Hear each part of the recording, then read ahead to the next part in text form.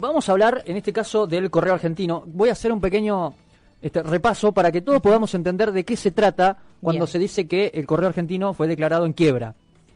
La empresa que es manejado por los Macri, ¿no?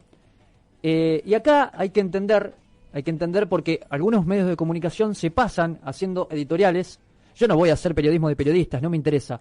Pero algunos medios de comunicación se pasan haciendo editoriales y no uno con solo empezar a buscar sobre ese periodista o ese medio, las editoriales como con tanta enjundia atacan al otro sector, pero nunca, no dicen nada sobre lo que les voy a contar ahora. Después tenés al otro sector que a lo mejor dice lo que te voy a contar ahora, pero no dice todo lo otro. Entonces también se transforman en periodismos de doble vara. Porque un periodista tiene que contar todo. Un periodista tiene que servir ser un servidor, en todo caso, de la información, donde nace la información para con la gente. Un periodista que calla algún tipo de información podría ser cómplice también en algunos planos. Con el paso del tiempo, ¿sí?, el periodismo se ha transformado en una suerte de, en algunos planos, de militancia. Quedan pocos periodistas puros que se dicen periodistas puros, ¿no? Esos periodistas que son, cuando uno dice que es plural en serio. El pluralismo es, por ejemplo, que yo te lea un mensaje a vos que no estás de acuerdo conmigo, porque te estoy dando voz. De las personas que expresan una idea. No te estoy obturando esa posibilidad. Entonces, a partir de eso se abre el debate. Y allí aparecen la pluralidad de voces. Si yo hablo de Alberto, si yo hablo de Cristina, tengo que hablar de Macri, tengo que hablar de otros partidos políticos y de cualquier información. No me puedo hacer el sonso. Porque entonces, usted con todo su derecho me va a decir, vos estás persiguiendo algunos intereses. El día, lo digo el 7 de julio del 2021, el día que Martín Pipa Sperati no lo dejen hablar sobre algún tema que el señor Pipa Sperati quiera hablar, ese día le daré la mano a aquella responsable de ese medio y haré radio por Facebook. Y las personas que eventualmente vienen siguiendo, coincidiendo o no, pero vienen siguiendo estos comentarios, los va a escuchar en mis redes sociales. Porque va a querer seguir debatiendo en ese foro de las redes sociales, por ejemplo. Pero uno como periodista no puede resignar su propia palabra, su propia condición. Por eso tengo mucha tristeza cuando veo muchos colegas que callan, porque algunos medios de comunicación obturan la posibilidad de hablar, siempre desde el punto de vista informativo y de una opinión, y no nunca desde el punto de vista incluso proselitista, o con dobles intenciones. Jamás en Pipa Sperati van a encontrar un periodista que dé una información con dobles intenciones, ni de un lado ni de otro, jamás. Y el día que alguien insinúe esa posibilidad, le daré la mano, insisto, y haré una radio pública no sé, me sentaré ahorita en Boulevard y Rivadavia, claro, con un megáfono, y allí les contaré las cosas que voy investigando. Hoy es el turno del señor Macri. Ayer hicimos un revisionismo histórico, hablábamos del comunismo, capitalismo, fue muy interesante. Días atrás hablamos de Alberto, analizando sus palabras. También hablábamos de otras cuestiones, de Marcelo Saín. Hablamos de todo acá. Este programa nos permite hablar de todo.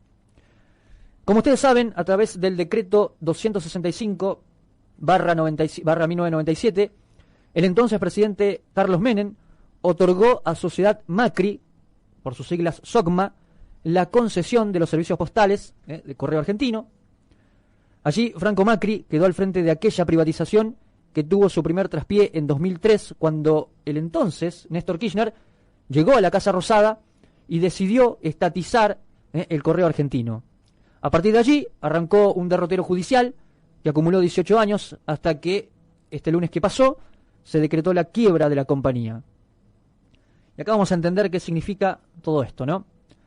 Cuando Kirchner estatizó la empresa en 2003 fue porque SOCMA tenía una deuda por el canon que debía pagar al Estado de 296 millones de pesos dólares.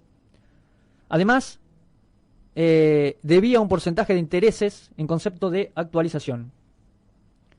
Pero en junio de 2016, es interesante este dato, cuando Mauricio Macri ya estaba en la Casa Rosada, el gobierno y la empresa llegaron a un acuerdo de pago, según el cual el grupo Macri debía abonar 300 millones de pesos en 15 años, con una tasa de interés del 7% a fines de ese año. ¿Escucharon bien? Cuando Macri era presidente, el gobierno y la empresa llegaron a un acuerdo de pago, según el cual el grupo Macri debería abonar 300 millones de pesos en 15 años, con una tasa de interés del 7%. Yo digo, si alguien, para honrar sus deudas, logra un acuerdo del 7%, primero es un genio de los negocios, cuando tenemos una inflación promedio de un 30% en este país. Por eso, la fiscal Gabriela Boquín rechazó esa propuesta por considerarla ruinosa, abusiva y perjudicial para el Estado. Claro, en su carta, el señor Mauricio Macri ya se le veía venir, en su carta dicen, yo quise pagar, y ahí no me aceptaron la propuesta. Pero ¿cómo va a aceptar el Estado las condiciones que usted impone de un 7% anual como intereses, cuando tenés una inflación del 30%? Yo acá estoy en total de acuerdo con la fiscal Gabriela Boquín, que rechazó esa propuesta, porque además a 15 años se te licuaba la deuda a los 2 o 3 años, una cosa, era imposible. Con todo esto, Macri escribe una carta pública donde habla de persecución política, y es interesante empezar a desmenuzar más o menos 2 o 3 puntos sobre esa carta para refutar las palabras vertidas, escritas por el señor Mauricio Macri. Punto número 1, Mauricio Macri dice que es el Estado el que le debe dinero al Correo y no al revés. Y es clave repasar los hechos. Recuerden ustedes, la concesión del Correo fue entregada al grupo Macri en el 97. Quiero que todos recuerden estas fechas. Que en esa época era uno de los pocos servicios que quedaban sin privatizar. Allí el compromiso era invertir no menos de 25 millones de pesos al año, los primeros 10 años. Esto no solo no se cumplió, sino que en el año 2000 los Macri dejaron de pagar el canon semestral al Estado. Peor, consideraron como inversiones las indemnizaciones de más de 10.000 empleados despedidos. Al comienzo de la concesión, la planta de trabajadores era del doble. La gestión daba pérdidas. En 2001 entró en concurso de acreedores. En 2003 Néstor Kirchner decidió reestatizarla. Se ve que gran empresario no era, ¿no? Punto 2. Macri elude precisiones sobre un momento importante. El 28 de junio de 2016, con Macri en la presidencia, el Correo Argentino, todavía con la participación societaria de los hijos del expresidente, hizo una nueva oferta. Fue prácticamente como si el expresidente, a través de sus herederos, se hiciera una oferta a sí mismo, en representación del Estado, claro. Estaba todo convenido, como es evidente, y los representantes del Ministerio de Comunicaciones a cargo del entonces Oscar Aguad aceptaron la propuesta. El pacto fue ante la Cámara Comercial, que no había convocado a la fiscala ante ese tribunal, la señora Gabriela Boquín. Al notificarse después de esta situación, la señora Boquín emitió un dictamen a fines de ese año y otro en febrero. Se opuso al acuerdo porque era ruinoso y abusivo. En el gobierno de Macri, Macri se sienta con Macri y arregla su propia deuda. Increíble. Tercer punto. Macri culpa al señor Carlos Zanini, actual procurador del Tesoro Nacional, nombrado por supuesto por este gobierno. Pese a que el señor Zanini no es mi santo de mi devoción, todo lo contrario, debe explicar el señor Zanini por qué se vacunó, entre otras cosas, ¿no? Y debiera haber renunciado por ese accionar. En su momento, Macri desplazó a su primer procurador, el señor Carlos Balbín, cuando elaboró un informe interno que cuestionaba la maniobra para eludir el pago de la deuda. Lo reemplazó, escuchen por quién, lo reemplazó por el señor Bernardo Sarabia Frías, que había sido abogado de SOCMA.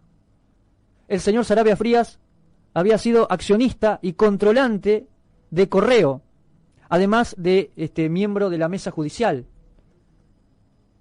¿Entienden, no? El señor Bernardo Sarabia Frías fue nombrado procurador. Él había sido abogado de SOCMA. Se nombró a sí mismo para que la causa no siguiese.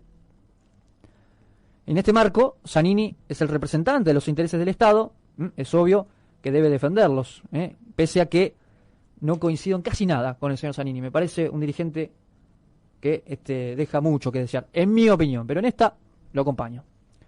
Otro de los puntos que menciona en su carta, el expresidente dice que la propuesta de la empresa siempre fueron aprobadas por los síndicos y el acompañamiento de la totalidad de los acreedores. Y acá presten atención. La señora Boquín denunció, la fiscala, en el 2016, que de un total de 375 acreedores que dieron conformidad en su momento, 354 están concentrados en 14 apoderados. Presten atención, por favor. De los 375 acreedores que prestaron acuerdo en su momento, según Macri en la carta, 354 están concentrados en 14 apoderados, 6 de los cuales tienen el mismo domicilio, se ve que viven juntos, y 4 de ellos integraron el directorio del correo. Estaban todos conectados entre sí. Eran la misma empresa, ¿entienden? Es increíble. Te lo repito. Porque esto no te lo cuentan las grandes editoriales, ¿no? Esos grandes editoriales que hablan, ¿no? No te lo cuentan esto. Tienen en sus editoriales cosas, verdades que pasan en este gobierno, pero esto no te van a contar. De los 375 acreedores que dieron conformidad en su momento, 354 están concentrados en 14 apoderados, 6 de los cuales tienen el mismo domicilio y 4 de ellos integraron el directorio del correo. Todo en casa. Otro de los puntos de la carta de Mauricio Macri, donde dice que el correo tuvo la generosidad de ofrecer este año pagar el 100% de lo adeudado y todos los intereses. Eso no es cierto, porque ofreció 1.000 millones de pesos, que es diría yo, una sexta parte de la deuda actual, incluidos los intereses. Y hay otra parte donde el señor Macri, en su carta, nombra al señor Zanini, que le adjudica el pedido de la quiebra. Él dice, porque mis hijos fueron accionistas, está denunciando una suerte de cuestión, ya lo lleva al terreno político. Recordemos que los hijos dejaron de ser accionistas en diciembre del 2017. Sus hijos nunca estuvieron mencionados, no estuvieron nunca imputados ni investigados en nada. No se les adjudicó ninguna intervención. Tampoco habría posibilidad de ir en contra de ellos en el estado actual del expediente, porque los socios de la accionista SOCMA hoy son los hermanos de Macri, señor Gianfranco, con la mayor parte, Mariano y Florencia, y los hijos de la hermana fallecida de Mauricio Macri, la señora Sandra Macri. Es decir que acá lo que diga el señor Macri en ese sentido no tiene vinculación al respecto, quiere llevarlo al terreno político. Como todo, o casi todo, voy a ser cauto, casi todo, cuando lo investigan a uno, siempre está la excusa de la cuestión política. Cuando investigan a Milagros Sala es una perseguida política, cuando investigan a Cristina Kirchner es una perseguida política, cuando investigan al señor Mauricio Macri es un perseguido político. Lo cierto es que no hubiese pasado esto si la empresa SOCMA, sociedad anónima, sociedad anónima de Mauricio Macri, no hubiese pagado en su momento como corresponde. 18 años pasó. 18 años pasó. Yo quiero saber, a ustedes que están del otro lado, si tienen la posibilidad de seguir vivos con su empresa, debiéndole, por ejemplo, a la FIP 100 pesos. Te traban todo, no podés hacer una sola factura. Mientras tanto, este tipo de gente, este tipo de empresas, siguieron su curso, después se estatiza, porque en su momento daba pérdida, porque, insisto, se ve que no era un empresario exitoso, y empieza un derrotero donde la única verdad es la deuda que tiene con esta, reconocida por el propio Mauricio Macri, por eso quiere presentarse a pagar la misma, pero con las condiciones de él. Condiciones que impuso en su propio gobierno, pagar su propia deuda con el Estado que él gobernaba, que él tanto quería que salga adelante, a un 7% anual, cuando sabemos que tenemos una inflación del 30 mínimo. Entonces muy patriota no fue el señor Macri, mucho no quería a la Argentina, señor Macri. Se ve que no quería mucho a la Argentina. Haz lo que yo digo y no lo que yo hago. Se quiso salvar su propia deuda a consecuencia de los recursos del Estado. ¿Qué patriota? ¡Ah! Todo este programa va a contar todo. Espero que ustedes lo puedan apreciar.